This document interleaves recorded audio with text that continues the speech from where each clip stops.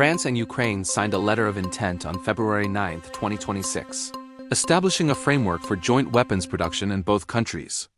Ukrainian Defense Minister Mikhailo Fedorov and French Minister of Armed Forces Catherine Vautrin formalized this agreement in Kyiv, marking a shift from traditional military aid toward integrated defense industrial cooperation. The agreement encompasses multiple weapon systems, including precision-guided munitions, fighter aircraft, air defense platforms, and electronic warfare technologies. This development occurs as Ukraine faces intensified Russian aerial attacks against its energy infrastructure during one of the harshest winters since the full-scale invasion began in February 2022. The significance extends beyond immediate military supply to questions of European defense integration, industrial capacity allocation, and the long-term structure of Ukraine's defense capabilities. This analysis examines the France-Ukraine defense cooperation through three interconnected dimensions. First, we will establish the confirmed facts regarding the agreement's scope, the specific weapon systems involved, and the stated objectives of both parties. Second, we will contextualize this cooperation within the broader framework of European defense support for Ukraine, the constraints facing defense production, and the evolution of Western military assistance since 2022. Third, we will assess the strategic implications for Ukraine's defensive capabilities, European defense industrial development, and the structural relationship between military support and political integration. The letter of intent signed on February 9, 2026, creates a framework for joint weapons production without specifying exact timelines or production volumes. According to Ukrainian Defense Minister Fedorov's statement, the agreement opens pathways for large-scale joint projects in the defense industrial sector, representing a transition from supply relationships to production partnerships. The agreement involves cooperation between government agencies and defense companies from both countries, with focus areas including innovative electronic warfare systems, air defense technologies, and precision strike capabilities. The document itself is a letter of intent rather than a binding contract, establishing principles and priorities while leaving specific implementation details for subsequent negotiations. The French delegation's visit to Ukraine included observation of combat positions where Ukrainian forces demonstrated operational deployment of French-supplied equipment. This included SAMP-T air defense systems, Mirage 2000 fighter aircraft, and Mistral portable air defense systems already in Ukrainian service. During the visit, French Minister Vautrin announced that France would provide an additional radar unit for a SAMP-T system to replace one currently undergoing repairs, indicating ongoing maintenance and support commitments beyond initial deliveries. Regarding precision-guided munitions, the parties discussed achieving record volumes of ASM hammer-guided aerial bomb deliveries. The AASM hammer is a guidance kit that converts standard unguided bombs into precision-guided munitions with extended range capabilities. These systems have been supplied to Ukraine previously and are employed by Ukrainian aircraft against Russian military targets. The discussion of record delivery volumes suggests an increase beyond current supply rates, though specific numbers were not disclosed in official statements. Fighter aircraft cooperation includes preparation of additional Mirage 2000 aircraft for transfer to Ukraine. France began delivering Mirage 2000 fighters to Ukraine in early 2025, with the first aircraft arriving in February of that year, according to statements from then-French Defense Minister Sébastien Lecornu. The Mirage 2000 is a fourth-generation multi-role fighter capable of air-to-air combat, ground attack, and reconnaissance missions. The discussion of additional aircraft indicates expansion of this program, though exact numbers and delivery timelines were not specified in the February 2026 announcement. This occurs alongside a separate November 2025 agreement in which Ukraine and France signed documentation regarding potential purchase of up to 100 Rafale F-4 multi-role fighters, representing a longer-term aviation cooperation framework. Air defense systems constitute a major focus of the cooperation.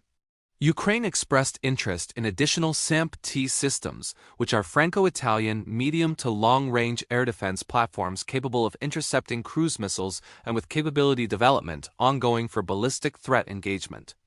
SAMPT stands for Sol Air Moyen Portée Terrestre, and the system uses Aster missiles for interception. France has already transferred one SAMP-T battery to Ukraine, and the February agreement includes discussion of system upgrades to enhance effectiveness against ballistic threats. However, France's national stock includes only 7 to 8 batteries, creating constraints on how many additional systems can be transferred without affecting France's own air defense coverage and NATO commitments. Beyond SAMP-T, Ukraine seeks additional Mistral and Krotal air defense systems. Mistral is a portable infrared-guided surface-to-air missile system effective against low-altitude threats, including helicopters, drones, and low-flying aircraft. Krotal is a mobile short-range air defense system designed for point defense of high-value targets. The discussion also included continued cooperation on Aster missile supply and acceleration of production capacity for these interceptors, which are used by SAMP-T systems. Long-range strike capability was addressed through discussion of SCALP missile supplies. SCALP is a conventionally armed cruise missile with a range exceeding 250 kilometers, providing deep strike capability against fixed targets. France has previously supplied SCALP missiles to Ukraine, which have been employed against Russian military infrastructure, including headquarters facilities, ammunition depots, and logistics nodes. The February discussions did not specify additional quantities but confirmed this capability remains part of ongoing cooperation. Funding mechanisms for joint production and equipment purchases represent a critical dimension of the agreement. The parties discussed financing through European Union structures, specifically the SAVE program and EU credit financing mechanisms. SAFE refers to support for aid to Ukraine, a European Union initiative that provides financial support for military assistance to Ukraine. EU credit financing would involve loans backed by EU institutional frameworks, potentially spreading costs across multiple member states and creating shared financial commitment to Ukraine's defense capabilities. The context for understanding this cooperation requires examining the evolution of Western military support since Russia's full-scale invasion began in February 2022. Initial assistance focused on providing existing stockpiles of weapons and ammunition to Ukraine, with Western nations transferring available equipment from their own inventories. This approach allowed rapid delivery but created sustainability questions as stockpiles depleted and replacement timelines extended into years rather than months. The shift toward joint production represents an attempt to address these sustainability concerns by building production capacity that can supply Ukraine over extended periods while also strengthening European defense industrial capabilities. European defense production capacity has faced significant constraints throughout this period. Artillery ammunition production provides a clear example. European manufacturers were producing approximately 300,000 155mm artillery shells annually at the start of 2023, while Ukraine was consuming that quantity in a matter of weeks during intense combat operations. European Union and NATO initiatives to expand production have increased output, but the gap between consumption rates and production capacity has highlighted structural weaknesses in European defense industrial readiness. The France-Ukraine Joint Production Agreement occurs within this broader context of European efforts to rebuild defense industrial capacity that atrophied following the Cold War's end. France's position as a defense supplier differs from some other European nations in important ways. France maintains significant domestic defense industry with companies including Dassault Aviation, Nexter Systems, Thales, and MBDA producing advanced weapons systems. This industrial capacity provides France with equipment to transfer and expertise to share in joint production arrangements. However, France also faces the same constraint as other European nations: limited stockpiles that must balance support for Ukraine against national defense requirements and NATO commitments. The joint production model attempts to navigate this constraint by building new capacity rather than simply transferring existing stock. The strategic rationale for Ukraine centers on sustainability and capability development. Ukraine has received substantial military assistance from multiple Western partners since 2022, but dependency on external supply creates vulnerabilities. If political changes in supplying countries lead to reduced assistance, or if production constraints limit available quantities, Ukraine's defensive capabilities could be compromised. Joint production on Ukrainian soil would provide greater control over supply continuity and reduce dependency on external political decisions. Additionally, developing domestic production capacity serves longer-term goals of building a sustainable defense industry that could continue functioning beyond the current conflict. For France, the strategic calculations include several factors. Supporting Ukraine serves immediate security interests by helping to degrade Russian military capabilities and demonstrating NATO resolve. Joint production creates economic opportunities for French defense companies and deepens political relationships with Ukraine. If Ukraine eventually joins European Union structures, early integration of defense industrial cooperation could position France advantageously within future European defense frameworks. The cooperation also advances French advocacy for European strategic autonomy, reducing dependency on non-European defense suppliers by strengthening European industrial capacity. The practical challenges facing implementation of joint production are substantial. Defense manufacturing requires specialized facilities, trained workforce, quality control systems, and supply chains for components and materials. Building production capacity takes time measured in years rather than months, particularly for complex systems like fighter aircraft or air defense platforms. The agreement's focus on electronic warfare systems and drones suggests these may be prioritized as technologies that can be produced more rapidly than platforms like fighter jets, which require extensive industrial infrastructure. Security considerations affect production location decisions. Facilities located in Ukraine face potential Russian attacks, requiring hardening and air defense protection. This creates trade-offs between proximity to end users and production security. Some production may need to occur in France to ensure continuity, while other elements could be located in Ukraine to build domestic capacity and reduce logistics delays. The agreement, as provision for production in both countries, suggests this balance will be distributed rather than concentrated in a single location. The financing dimension presents both opportunities and complications. EU financial mechanisms could spread costs across multiple member states, reducing the burden on France and Ukraine individually. However, EU defense procurement has historically faced coordination challenges, with member states often preferring national programs over joint initiatives. Germany and other EU members with competing defense industries may be reluctant to finance French industrial expansion, particularly when they produce alternative systems. The Rafale fighter competes with the Eurofighter Typhoon and Swedish Gripen in European markets, creating industrial competition that affects political support for EU financing of France-Ukraine cooperation. The air defense component addresses Ukraine's most pressing immediate requirement. Russian aerial attacks have intensified against Ukrainian energy infrastructure, particularly during winter months when heating and electricity demands are highest. Ukrainian air defense forces have faced declining interception rates as missile and drone inventories deplete and systems require maintenance after extended combat use. Additional SAMP-T batteries, Mistral systems, and Kroto platforms would strengthen defensive coverage, but production timelines mean these systems will not arrive immediately.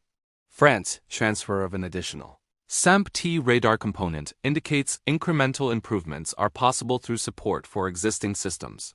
But expanding the total number of batteries faces the constraint of France's limited national stock and production timelines of 24 to 36 months for new units. The precision strike capability expansion through increased AASM hammer deliveries provides Ukraine with tools for attacking Russian military targets at standoff ranges. These guidance kits allow Ukrainian aircraft to remain outside the most dangerous air defense zones while still striking targets with precision. The emphasis on record delivery volumes suggests this has proven effective operationally and that Ukraine seeks to expand usage. However, the effectiveness of air-delivered weapons depends on Ukraine maintaining aircraft capable of employing them, which connects to the fighter aircraft dimension of cooperation. The Mirage 2000 transfers supplement Ukraine's existing Soviet-era aircraft and the F-16 fighters Ukraine has received from other partners. Integrating multiple aircraft types creates training and logistics complexity, as each platform requires different maintenance procedures, spare parts, and pilot qualification. However, the diversity also provides flexibility and reduces dependence on any single supply line. The November 2025 agreement regarding potential Rafale acquisition represents a longer-term vision, as production and delivery of 100 fighters would extend across many years and require substantial financial commitments. Electronic warfare represents an area where rapid development and production may be more feasible than for complex platforms like fighter aircraft. Electronic warfare systems include equipment for detecting, analyzing, and disrupting enemy communications and sensors. These technologies evolve quickly as adversaries develop countermeasures, creating ongoing innovation cycles. Joint development projects in electronic warfare could produce results within months rather than years, making this a logical focus for near-term cooperation. Three scenarios emerge for how this cooperation could develop based on current conditions. Implications of this scenario would be strengthened Ukrainian defense industrial capacity, providing greater sustainability for long-term defensive operations. European defense industry would expand production capacity that could support both Ukraine and European national requirements. Political integration between Ukraine and European structures would deepen through industrial cooperation preceding formal EU membership. France would establish position as major defense partner to Ukraine with corresponding political influence. However, production timelines mean most systems would not reach Ukraine until 2027 or later, leaving the 2026 period dependent on existing stockpiles and deliveries. The second scenario involves partial implementation with cooperation focused on systems that can be produced quickly, while more complex platforms face delays or reduced scope. Conditions required include funding constraints limiting full-scale production expansion, security concerns affecting facility location decisions, or technical challenges slowing development timelines. Early indicators would include emphasis on drone and electronic warfare cooperation producing results, while fighter aircraft and air defense platform discussions remain at planning stages without concrete production announcements. Implications would be more modest but still meaningful strengthening of Ukrainian capabilities in specific areas. European defense cooperation would advance incrementally rather than comprehensively. Political relationships would deepen, but without the transformative industrial integration that full implementation would create. Ukraine would remain more dependent on external supplies from major platforms while gaining capacity in selected technologies. The third scenario involves cooperation remaining primarily at planning and development stages without large-scale production, materializing in 2026 to 2027. Conditions required include failure to secure adequate financing, political changes affecting commitment levels, or security environment changes making production locations untenable. Early indicators would be absence of specific production contracts following the letter of intent, continued discussion of cooperation without announcement of operational facilities or delivery timelines, and emphasis on potential future cooperation rather than current implementation. Implications would be limited near-term impact on Ukrainian capabilities, with cooperation serving primarily political signaling functions rather than material strengthening of defense. This would maintain France's political relationship with Ukraine without substantial industrial or financial commitment. EU defense integration would remain in discussion rather than implementation phase. The France-Ukraine Defense Cooperation Agreement represents a framework for transitioning from supply relationships to production partnerships. The confirmed facts show that a letter of intent was signed on February 9, 2026, covering joint production in multiple technology areas including precision munitions, air defense systems, fighter aircraft, and electronic warfare capabilities. Funding discussions involve EU mechanisms, including the SAFE program and credit financing. The analysis reveals this cooperation faces both opportunities and constraints. Opportunity to build sustainable defense capacity that strengthens both Ukrainian and European capabilities, but constraints from production timelines, financing requirements, and security considerations that affect implementation feasibility. Three plausible scenarios exist ranging from successful broad implementation producing operational results by 2027 to 2028, to partial implementation focused on quickly producible technologies, to cooperation remaining primarily at planning and development stages without large-scale production. What remains uncertain is which factors will prove decisive, whether adequate financing can be secured through EU mechanisms or alternative sources, whether production facilities can be established with sufficient security, whether political commitment will sustain through potential government changes, and whether technical challenges can be resolved within timelines that allow meaningful contribution to Ukraine's near-term defensive requirements. The outcome will depend on factors still evolving, including EU decisions on defense financing mechanism security situation, affecting production location viability, political developments in France and Ukraine influencing commitment levels and technical progress in establishing production capacity for complex defense systems. The fundamental question is whether European defense industry can scale production rapidly enough to meet Ukraine's immediate needs while building sustainable capacity for longer-term requirements. We will continue to track confirmed developments, including announcement of specific production contracts, establishment of manufacturing facilities, and delivery timelines for initial production units.